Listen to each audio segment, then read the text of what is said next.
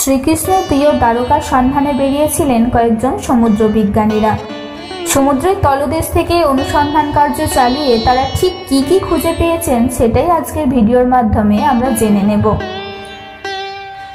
কৃষ্ণ বাস্তব চরিত্র কিনা বা দ্বারকা বাস্তব নগরী কিনা তা নিয়ে সন্দেহ আছে।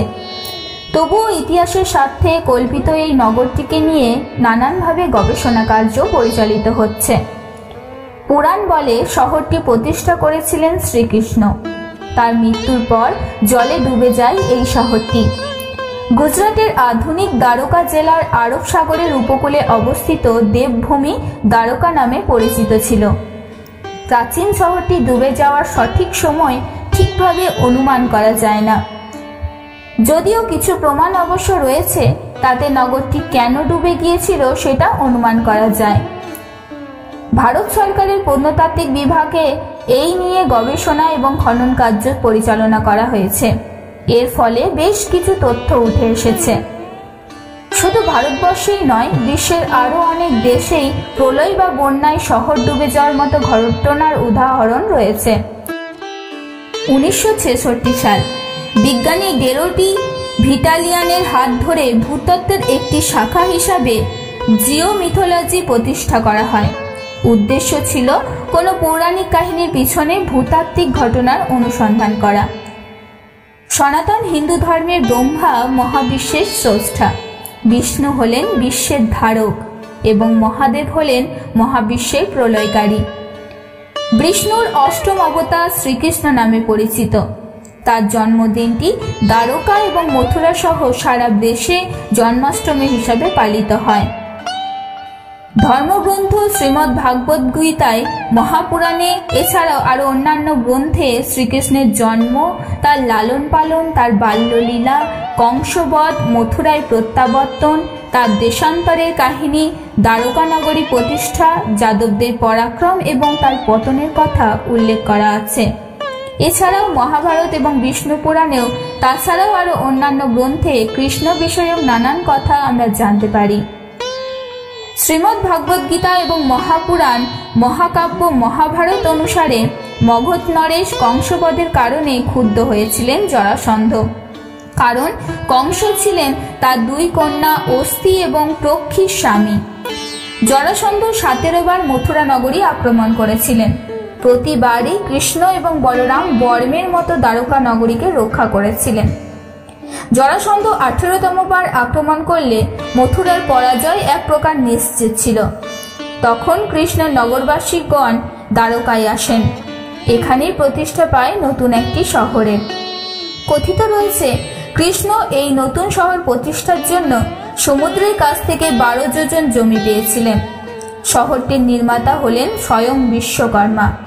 প্রাসাদ এবং নগরীর জন্য বাড়ি তৈরি করা হয়েছিল। এদিকে ততদিনে মথুরা ত্যাগ করার কারণে কৃষ্ণ রণছেদ নামে পরিচিত ছিলেন। অন্যদিকে দ্বারকার প্রতিষ্ঠাতা হিসাবে তিনিই ছিলেন দ্বারকাধীশ।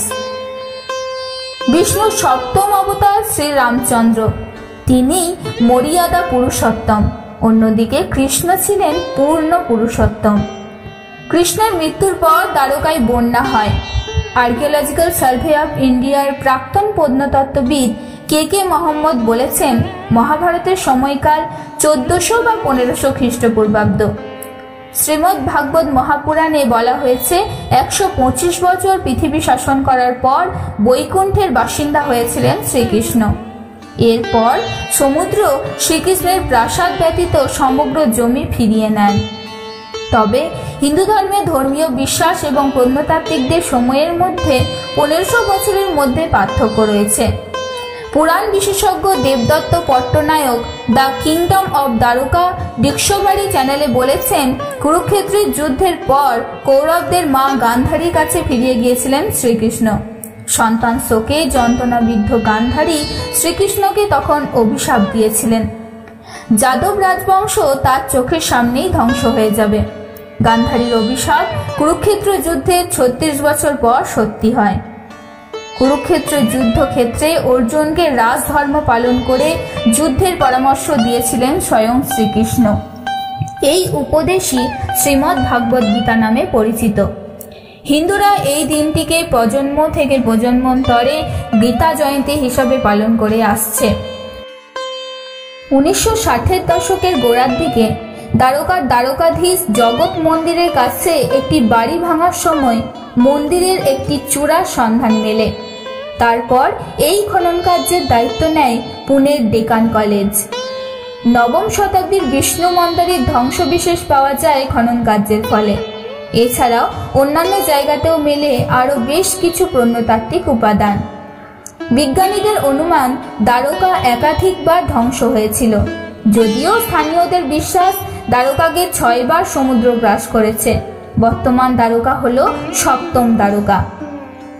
ভারতের প্রত্নতাত্ত্বিক নিরীক্ষণ বিভাগের মহাসচিব, মহাপরিচালক এবং প্রখ্যাত প্রত্নতত্ত্ববিদ ডক্টর শিকারিপুর রঙ্গনাথ রাও কর্ণাটকের বাসিন্দা হলেও গুজরাটেও রয়েছে তার বসত। তিনি গুজরাটের ন্যাশনাল ইনস্টিটিউট অব ওশানোগ্রাফি হয়ে জলের নিচে প্রত্নতাত্ত্বিক অনুসন্ধানে একটি অগ্রণী ভূমিকা পালন করেন। 1989 সালের দিকে অনুসন্ধানের সময় সমুদ্রের ঘাস বা বালির নিচে আয়তক্ষেত্রাকার পাথর পাওয়া গিয়েছিল। গবেষকদের মতে এটি একটি কাঠামোর অংশ।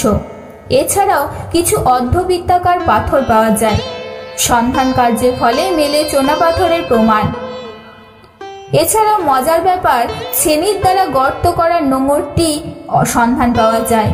বহু শতাব্দী ধরে আশেপাশের এলাকায় প্রচুর পরিমাণে পাওয়া যেতে থাকে চুনাপাথর। অন্তর্কলক বা কাঠ ভরাটের জন্য ব্যবহৃত হতে পারে এই পাথর বলেই গবেষকগণ মনে করেন। পাওয়া যায় মৃৎপাত্র, গয়না এবং মুদ্রাও। 2007 সালে সার্ভের আগে সমুদ্রের 2টি ন্যাশনাল মাইল মারফত একটি নটিক্যাল মাইল এলাকায় একটি হাইড্রোগ্রাফিক নিরীক্ষা করা হয়। এর ভিত্তিতেই জলপ্রবাহের পূর্বাভাস দেওয়া হয়েছিল। 200 বর্গমিটার এলাকা নির্ধারিত হয় এই তথ্যের বুনিয়াদে। অবশেষে চিহ্নিতকরণের ভিত্তিতে 50 বর্গমিটার এলাকায় সার্ভে হয়। ভারতের প্রত্নতাত্ত্বিক সার্ভে বিভাগের additional director general doctor Alok Tripathi একবার বিবিসিকে বলেছিলেন, এরপরে ভারতের প্রত্নতাত্ত্বিক সার্ভে বিভাগের আরেকটি খনন কার্য পরিচালনা হবে। খনন কার্যের পর কিছু জাহাজের ধ্বংসাবশেষ পাওয়া যায়। মনে করা হয় এইসব 2000 খ্রিস্টপূর্বাব্দের। এছাড়াও দ্বারকার চারপাশে খনন কার্যের সময় অনেক প্রত্নতাত্ত্বিকবিদ অনেক অবশেষও পেয়েছেন। তাদের মতে 500টিরও বেশি জীবাশ্ম পাওয়া গেছে এখান থেকে। এই বস্তুর কার্বন ডেটিং প্রমাণ করে যে কিভাবে এখানে একটি সংস্কৃতি পর্যায়ক্রমভাবে গড়ে উঠেছিল। অনুসন্ধানের পর যেসব মৃৎপাত্র বা পাথরের সামগ্রী পাওয়া যায় তা আনুমানিক 2000 খ্রিস্টপূর্বাব্দের। তবে সমুদ্রের যেই অংশের স্রোত বেশি সেখানে কোনো মৃৎপাত্রের খোঁজ মেলেনি। সমুদ্রপৃষ্ঠের ঐতিহাসিক উত্থান পতন সম্পর্কে কথা বলতে গিয়ে CSIR NIO প্রাক্তন প্রধান বিচারপতি এবং প্রধান বিজ্ঞানী ডক্টর রাজীব নিগম বলেন যে প্রায় 1500 বছর আগে সমুদ্রপৃষ্ঠের উচ্চতা এখনকার তুলনায় 100 মিটার কম ছিল। এরপরে সমুদ্রপৃষ্ঠের উচ্চতা স্তর আবার কিছুটা বাড়বে। 7000 বছর আগে সমুদ্রের স্তর আজকের চেয়ে বেশি ছিল। প্রায় 3500 বছর আগে এই উচ্চতা আবার হ্রাস পায়। সেই সময় দ্বারকা শহরটি প্রতিষ্ঠিত হতে পারে, কিন্তু পরবর্তীতে সমুদ্রের উচ্চতা আবার বাড়তে শুরু করে এবং শহরটি ডুবে যায়।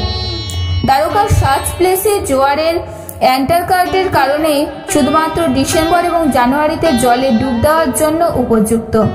যেহেতু দেশে এই ধরনের প্রত্নতাত্ত্বিকদের সংখ্যা খুবই কম, তাই গবেষণাটি ধীরে ধীরে এগিয়েছে।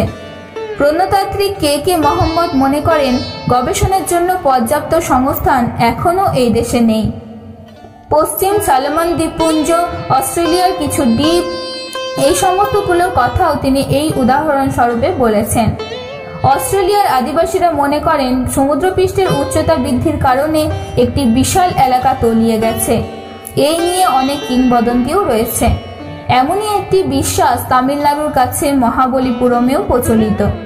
2004 সালে সুনামির সময় একটির কিছু অংশ সমুদ্র থেকে বেরিয়ে এসেছে বলে জানা যায়।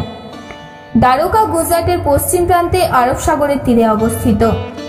নেচার কমিউনিকেশন জার্নালে প্রকাশিত একটি প্রতিবেদনে বলা হয়েছে সুরাত, কচ্ছ, ভবানগর এবং ভারুচও আগামী দিনে সমুদ্রপৃষ্ঠের উচ্চতা বৃদ্ধির কারণে প্রভাবিত হতে পারে। এর ফলে জামনগর, দেবভূমি, দ্বারকা, পোরবন্দর, জুনাগড় সহ বিভিন্ন এলাকা মাঝারি থেকে মৃদুভাবে আক্রান্ত হতে পারে। তখনও হয়তো এই একই ইতিহাস অন্যভাবে অন্য কোথাও লেখা হবে।